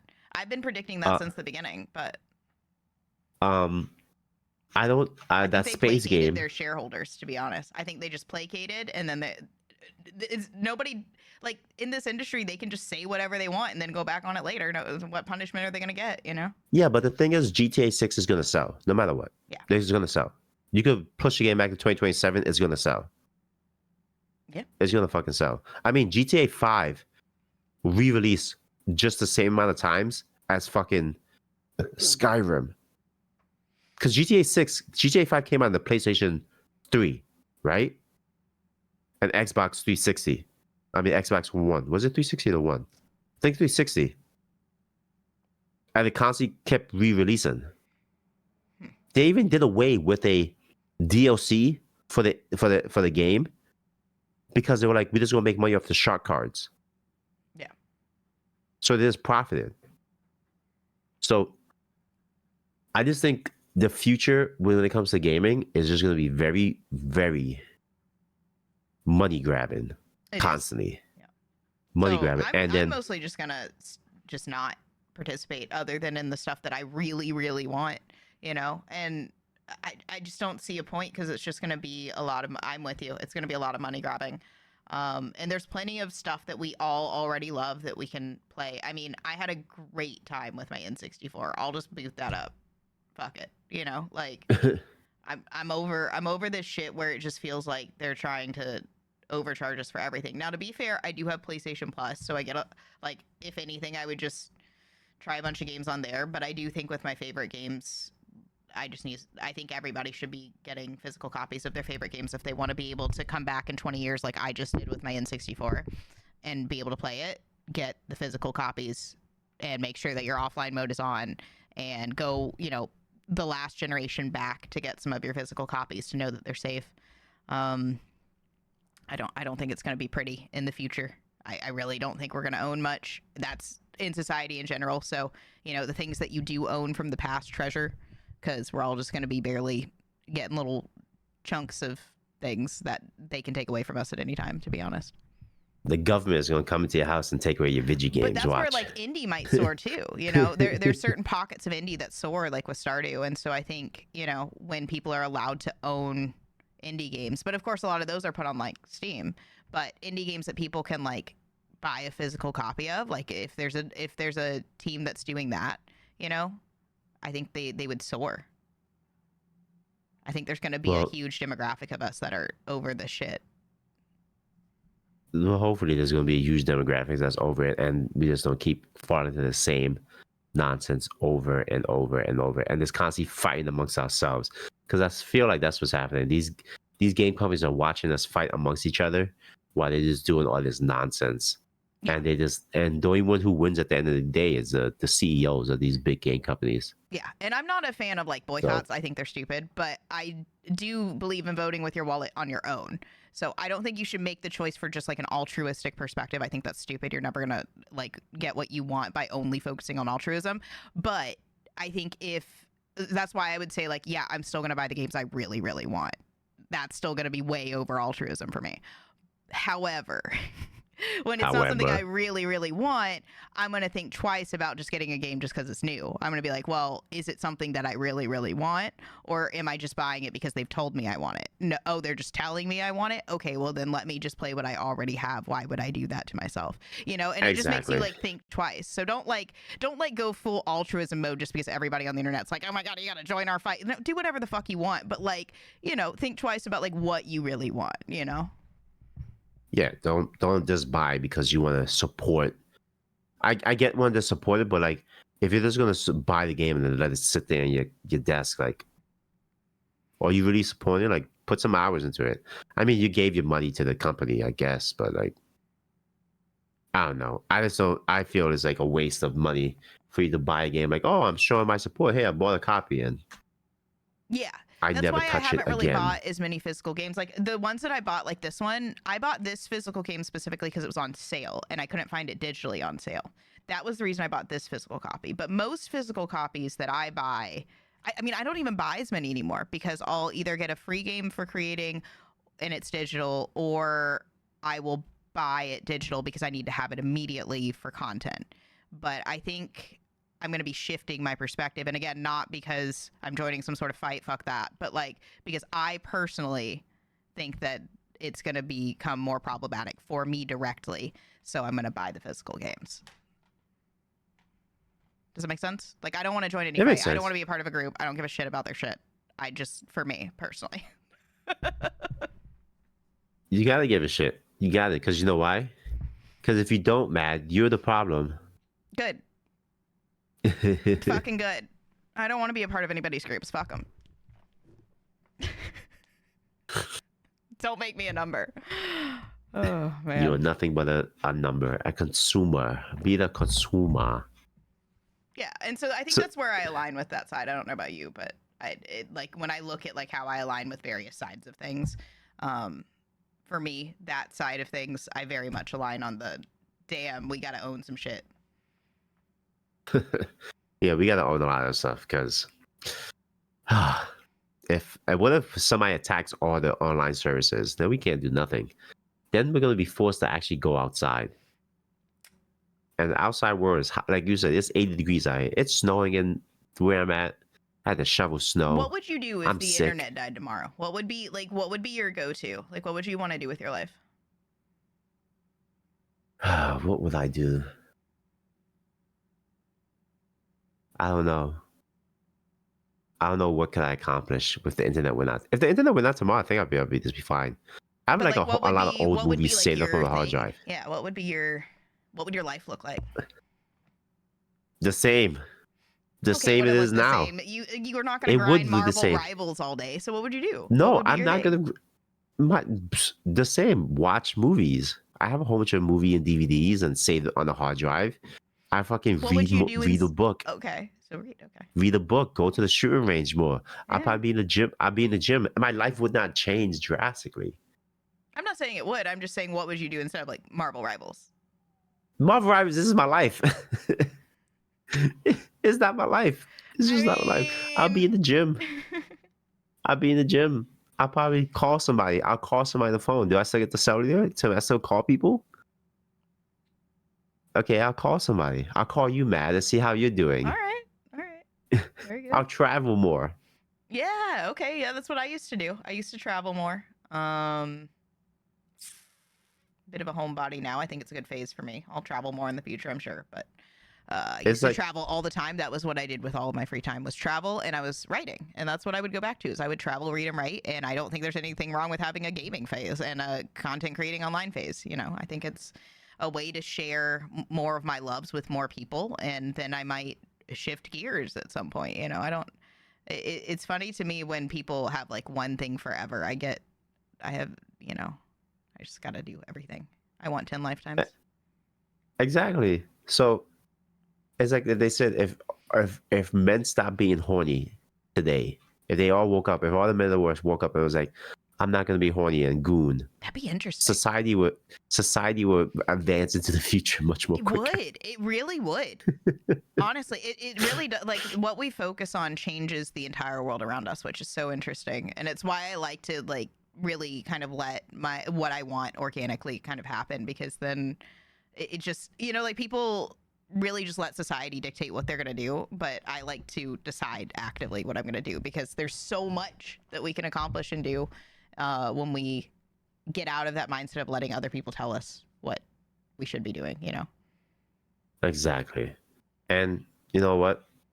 I really hope I hope people start to realize like these game industries, these game companies are just pandering to you to get your dollar, and they don't care about you as much as you think they do. Okay, but I don't care as much about that, to be fair. I don't care if they pander to me, as long as it's like, it bothers me when I can tell it's like not organic to the game. You know what I mean? Like, there's a certain amount of pandering that's fine to me personally. Yeah. You know, like, but sometimes there's too much pandering. Well, like, because you want boobs. We've been over this, so they're pandering. I don't want to you. boobs, goddammit. So they're gonna pander you with boobs, and they might pander me with I don't know, all sorts of stuff. What, boobs too? You like boobs? No, not like in my games though. I'd rather see like a real like emotional connection personally. Like, it was cool, like in, like we've talked about Last of Us 2, for instance, like where there's like a real genuine like female relationship. I thought that was cool. Yeah, I mean, there's certain like types of representation that are really, really neat to see in media. And like when women feel like they were written like a real woman, and I can like relate to that. That's really cool. That doesn't happen super often.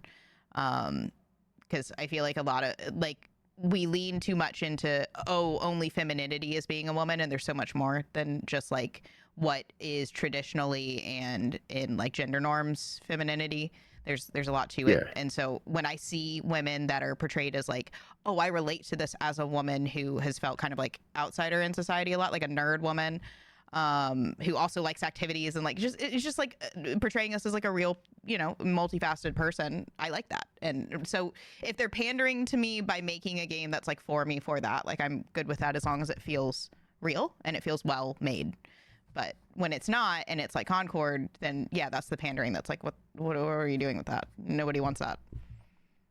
Somebody wanted it. Somebody thought they wanted it, and look where it got us. They got us nowhere. It got people laid off. It got a company shut down completely, and it has became a an ongoing joke. Nobody wants to be another Concord. I think because of what happened with Concord, nobody ever wants to be the next Concord. So if you're a game company and you think Concord was doing something that kind of missed the ball, and you want to kind of copy it and make it better, maybe you shouldn't. Maybe you shouldn't. Well, to be fair, Marvel Rivals is kind of the Concord that worked. No, Marvel Rivals just saw what Overwatch was doing and copied that. And I mean, they said Concord could have been that if they hadn't marketed it as something that nobody wanted. And what Marvel Rivals did also was like say, here's Marvel characters. Yes. You like Marvel characters? And so Concord instead was like, we're going to create something from scratch, and it's going to be cool like Star Wars. Yeah, and they said, look at these characters. They're all gender conforming to what you guys like, right? You guys like non-binary people. Here's a non-binary robot. Like what? Like what? Like You know what Marvel people want to be Rivals? represented in normal shit. They don't want to like to invent something that doesn't make any sense just to like pander to them. That's where it gets iffy. Now there still might be some, you know what I mean? Like, but again, small scale, like very small scale. Don't spend $300 million on that. Just make it for the people who want that. Make it beautiful. Exactly. No, spend. No, you know what? Do it. Pander to those people. Put all your money into it, so your company gets fucking shut down because you're an idiot. I think there's an audience for nearly everything. So as long as it's not something that's like legitimately terrible, like just go ahead and make it. Do it, but like do it for like know how big that audience is. You know what I mean? Like if you and I were to say right now, okay, our number one goal over everything else isn't our own interests, but we just want to make this podcast successful, we would just like move to politics right now. That's where success is right now. Like we would just go straight into politics. That's it. If we just didn't care about anything else, like we'd be miserable. We'd be fucking miserable. But that would be the way towards. I wouldn't be. I don't think we would be. I would be miserable. But like with all of the money stuff that's going on, I would talk all day about it. You know what I mean? With the government, with the current government finding out how much money we're spending. I didn't know anything about it. I was on the phone with my parents this morning because I hadn't talked to them in a minute because they went traveling for a bit, and I was like, they were updating me on all of it because I just don't pay attention. How do you feel? Real briefly, how do you feel about that? Like how much money we're spending on nonsense overseas? I had thought it was cool that they were just going through the money, and I was like, okay, this is good. Yeah, like stop spending so much money. That's, you know, but that's like a PR tactic too, right? That gets people like me who are like half paying attention. So they were explaining like kind of what's actually happening, and it seems like there's a lot of taking like some of the smallest, like if you're looking at a P&L and you're like, okay, we've got to fix the budget, like we're spending too much money, but you aim for like the really small things, and you're like, okay, well, what have you been doing for the last 2 weeks? Okay, well, I cut like 0.000000001% of our budget by like, you know, ending all of these things and shutting off a bunch of jobs. I don't think that that's like the best way to go about it. I feel like there's a more nuanced approach that could also target the higher budget items that are actually going to move the dial. So that's like like without any like political beliefs other than just looking at the money. That's kind of like my perspective on it. You know what I mean? Yeah, I feel like I stay in the sense of like as America, we spend too much time trying to deal with everybody else's problems and help everybody else instead of our own people. And you know, when you look at things like we spent like millions of dollars on a Sesame Street in Iran or Iraq, and we spent money giving aid to all these other countries to help with their, like, so there was money going to South Africa, I believe, to help with the AIDS crisis, and then money given to there was also money given to Iranian schools or someplace to help with these aren't good gender things. studies. Yeah, it's not that these aren't good things, but it's like we have why are we doing it?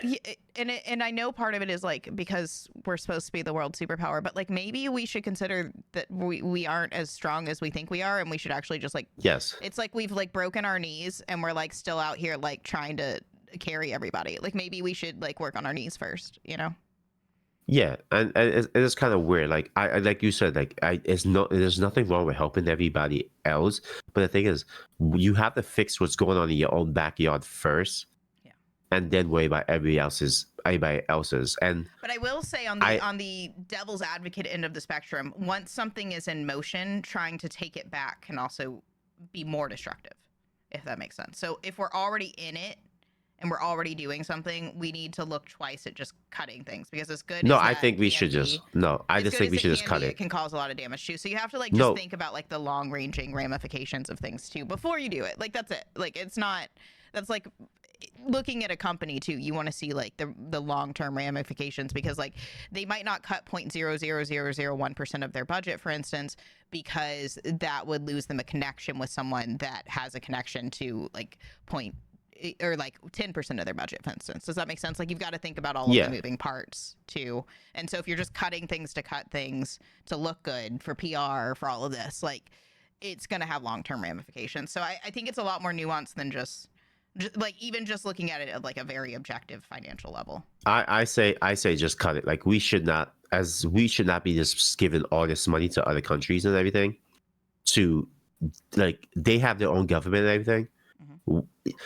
I don't see all this foreign aid coming to America at all. So I was Where's the our one thing foreign I've aid? learned about it, because again I don't pay much attention to I know it's politics, a but I'm stupid thing, interested in but like the where's ours? finances of it. Apparently these a lot of these things were creating American jobs though, which is so there's a lot of people that are like out of jobs because like the foreign aid that we were providing was creating like the things that we were creating to provide for them were made in America. So it like put people out of jobs, which I found bad and interesting. Okay, I can see that. I can see where that's a So downfall. that's But where like, it's were like these a people? negative side, right? It's like if we're not even cutting that much of the budget, but you're putting a bunch of Americans out of jobs, like maybe we rethink what you want to do there, right? Like we rethink it, but like But here's the maybe thing: help was those Americans with it. You know what I mean? Instead of like putting them out of jobs, why don't we just like see if we can instead help our own people? That would be like Yeah. my personal solution. And it's like there's But got to at be the other end of the day- solutions rather than just like cutting jobs. But at the end of the day, like we're not seeing the full spectrum of things. Right. We're just seeing the dollar amount. But like you said, is it losing American jobs? Yeah. Like, how accurate is those numbers? Like, how many Americans are working those positions and stuff? Yeah. And like how many Americans are actually being affected by that? Yeah. And You know so, what I'm saying? well, I know people that actually were. And so that's, again, that's like confirmation bias. But at the same time, it's like when you look at that, you have to wonder, okay, there might have been a better solution here if they weren't fast tracking it to look good, because I feel like a lot of it's like PR tactics and stuff. So if you're Yeah. really trying to fix the budget, you aren't doing it for marketing purposes, right? Like you're going to do it with the agenda of fixing the budget, like spending the least amount of money to get the most amount of stuff for your goals, right? That's the, like, you don't like stop with the marketing for a second, stop trying to look good and like think about what's actually going to help people, because in the long term that's going to be your legacy versus like short term just gaining popularity. And I think a lot of companies and our own government do a lot of this like short-term gain strategy, and that's why I hated working in finance, because it was like this concept of like we're going to get it done now, and it just messes up everything. And it's probably what's happening in gaming too, you know. Well, a lot of this money that we were spending overseas wasn't a short-term thing. It was like years of this happening, and like things were coming out that, you know, that's not what I mean. some of the money that's no, I that's not get what you're mean, saying, yeah. but I just but feel I'm like just saying, there's like, you know, better way to fix things than to like when we're fast tracking too much, it can like mess things up, because the same thing's going to happen with AI. You know what I mean? Yeah. But you know what I did find funny when they was showing all that stuff? Gamergate was a CIA freaking I couldn't figure out what that was talking about. I was like, what is this? Gamer, supposedly it's the CIA. There was money allocated into Gamergate, and what did that accomplish? Gamergate exactly? Was division. The CIA and it was a study funding Gamergate to divide the population. So it was like a propaganda machine, or yes. Jesus Christ! It was just, dude. Don't you know what the CIA? You don't understand what the CIA. Let me get my tinfoil hat. You know, if we're going full like political mode, like I loved reading about the CIA as a kid. I went to the spy museum. I read books about people that were like I wanted to be a spy so badly. I wanted to be part of it, because I was very much like country girl, like I wanted to serve my country, like in that way. I was like fucking. Dude, ready. What a lot of people don't understand, the CIA, their whole objective, this podcast probably get taken down by the CIA now. We're done for. They're going to come for us. So, what a lot of people don't understand, the CIA main objective is dismantle foreign governments and everything. They dismantle shit. They go in and fuck shit up. Oh, yeah. Like, the CIA has been known to go overseas and destroy countries, Even dismantle reading them. that, I still wanted to be part of it, because I was like, well, that's my country, you know. And they do the same thing. You don't think they do things on Americans too, as psyops and studies to see how things work, and they go, okay, if this worked with American people or foreign countries, we could do it here and there. Well, can I break this down for gamers real quick? It's the modern day Templars. CIA is Templars. That's what it is. Yes. Yeah. That's what it was. I wanted to be a part of that as a kid. And then when I grew up, I was like, oh, no. I want to be very outside the system and create freedom for individuals as much as I can. I'm literally, I consider myself a modern day assassin. Not because I'm killing people, but because I'm like very anti the system and I want people to be free.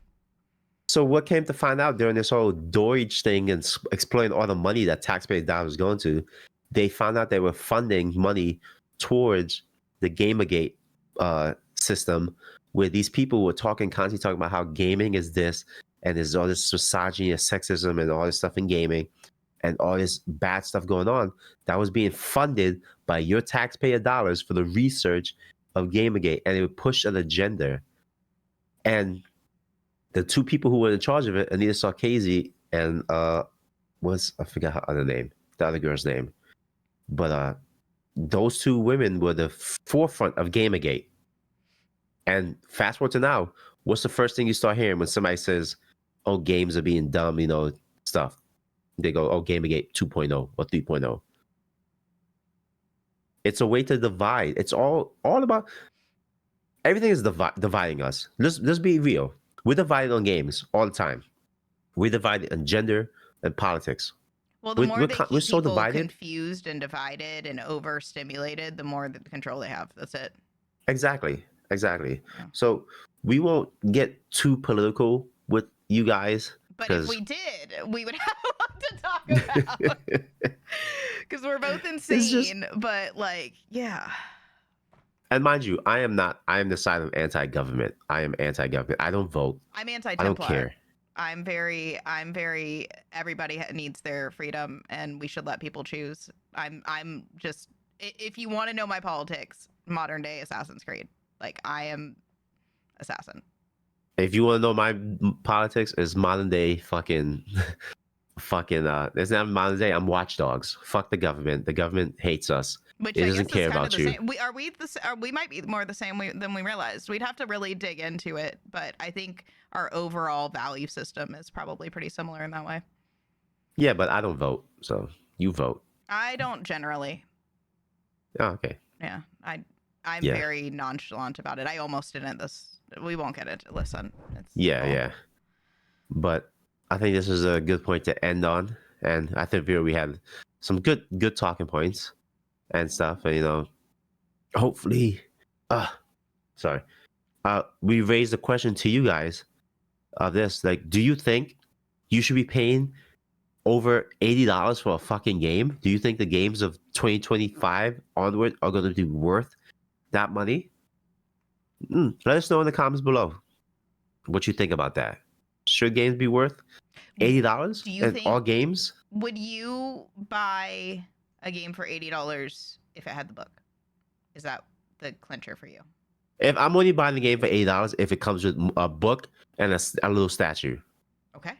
That's your value. All right. That's where I'm going at. If it came with a book, a little statue, and some other whatever, it has to be worth it. To me, it has to have some worth. I don't want a statue, this but shit right here. I want like a little cosplay item. Like, I would love like a little the hidden blade thing that they were giving away. They stopped doing that. I want a usable. No, they had one in the Shadows giveaways. Ubisoft was giving you away. You want a usable one so you could go around and stab people? Yes. I literally just posted this morning on Twitter about do women feel like they're more in danger lately? Because I'm looking into non-lethal things that I can carry around because it's getting real bad out there. I feel like I have confrontations way too often going outside in the middle of the fucking day. I used to be able to feel safe at 1 a.m. and I don't feel safe at 1 p.m. So it's getting rough out there. You live in Florida, and there's concealed carry and open carry out there, so you got the blicky. Yeah, but that's like Plan what F, I gotta say. You know what I mean? You don't legitimate because we're talking about if I'm having physical altercations, the last thing I want to do is really bring that out. But I've got to have some options here, and so yeah, a hidden blade would be nice. All right. Well, let us know down in the comments below what you think. If the games are going to, if it's worth paying $80 for a game, or how much would you pay? And yeah, well, any closing remarks, Matt? I think you just said yours. You want a hidden blade so you'll go around and stab people. I think that's your closing remark. Yeah, I mean, I would rather have a hidden blade than a statue, and I don't really need the book, but I do want to be able to access my games at any time that I want to, and I don't want people to be able to take that away from me. I think that's very dangerous. I'll pay a normal price, like $78. I think games are worth that, but and especially with inflation, I think games are worth $70 to $80, but not when they can take them away from us. That's my closing. Exactly. Well, that's all I got, and you know what?